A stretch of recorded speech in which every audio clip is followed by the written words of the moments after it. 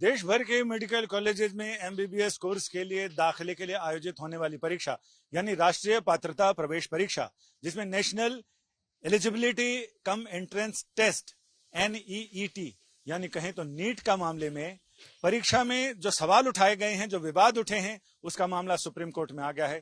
Supreme court में इस मामले की सुनवाई हुई और सुनवाई के दौरान जस्टिस विक्रमनाथ और जस्टिस एहसानुद्दीन अमानुल्लाह की पीठ के सामने जब ये मामला सुनवाई के लिए आया तो कोर्ट ने ये साफ कहा कि हमें ऐसा लगता है कि प्रथम दृष्टया इस मामले में परीक्षा की जो पवित्रता है, सैंक्टिटी ऑफ एग्जामिनेशन, उस पर असर पड़ा है। लिहाजा ऐसे में लाजमी है कि NTA नेशनल टेस्टिंग एजेंसी उससे उसका पक्ष भी जाना जाए और इसके लिए कोर्ट ने NTA को नोटिस जारी किया है। नोटिस का जवाब अब लगभग 1 महीने में यानी 4 हफ्ते में देना होगा। 8 जुलाई को इस मामले की अगली सुनवाई होगी। 8 जुलाई यानी ग्रीष्मावकाश के बाद जब सुप्रीम कोर्ट रोजाना की तरह नियमित रूप से खुलेगा, उसमें नियमित बेंच इस मामले की सुनवाई करेगी। आज की सुनवाई में मुख्य बात यह रही कि कोर्ट ने यह साफ कर दिया कि इसमें जिस तरह से सवाल उठाए जा रहे हैं, याचिकाकर्ताओं ने जो ग्राउंड दिए हैं, उसे देखते हुए साफ लग रहा है कि परीक्षा की पवित्रता के साथ कहीं न कहीं कुछ खिलवाड़ हुआ है, उस पर असर पड़ा है।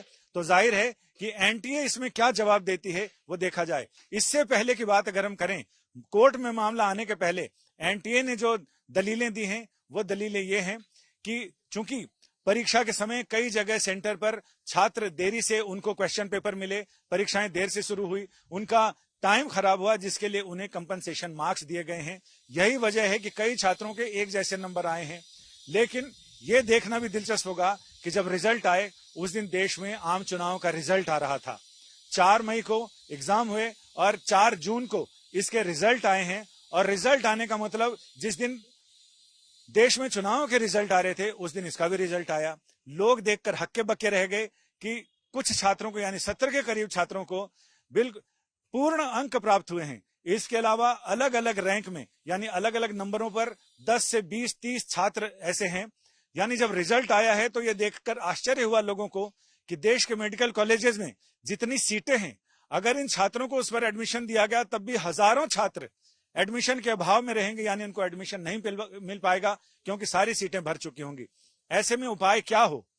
याचिकाकर्ताओं ने सुप्रीम कोर्ट में याचिका डाली है जिसमें उन्होंने ये कहा है कि अव्वल तो इस रिजल्ट को अवैध घोषित किया जाए, रद्द किया जाए, फिर से परीक्षा कराई जाए। और ये क्यों और कैसे हुआ ये घपला, घोटाला, ये साजिश, इसके पीछे कौन लोग हैं, इसकी जांच करने को एक SIT बनाई जाए, जिस SIT की निगरानी सुप्रीम कोर्ट के मौजूदा जस्टिस या रिटायर्ड जस्टिस को इसकी निगरानी सौंपी जाए। और साथ ही आगे भविष्य में ऐसा ना हो, बच्चों के भविष्य के साथ खिलवाड़ ना हो, इसके लिए समुचित उपाय किए जाएं। इसके लिए जो भी उपाय करने जरूरी हो वो उपाय किए जाएं ताकि भविष्य में इसे दोहराया ना जा सके। इसके साथ ही एक याचिका ऐसी दाखिल हुई है जिसमें 20,000 से ज्यादा नीट के प्रभावित परीक्षार्थियों ने अपनी अर्जी लगाई है और ये कहा है कि त्राहिमाम संदेश भेजा है कोर्ट को कि उनका भविष्य बचाया जाए, उनके लिए उपाय किए जाएं। अब ये देखना दिलचस्प होगा कि कोर्ट इसमें क्या डायरेक्शन देता है, साथ ही सरकार इस बीच क्या कोई उपाय करती है। क्योंकि सरकार के नॉलेज में भी यह बात है, NTA के नॉलेज में भी यह बात है, क्या सारे लोग अपनी तरफ से इस बीच कोई उपाय करते हैं या फिर कोर्ट के आदेश का इंतजार करते हैं? यह देखना वाकई दिलचस्प होगा।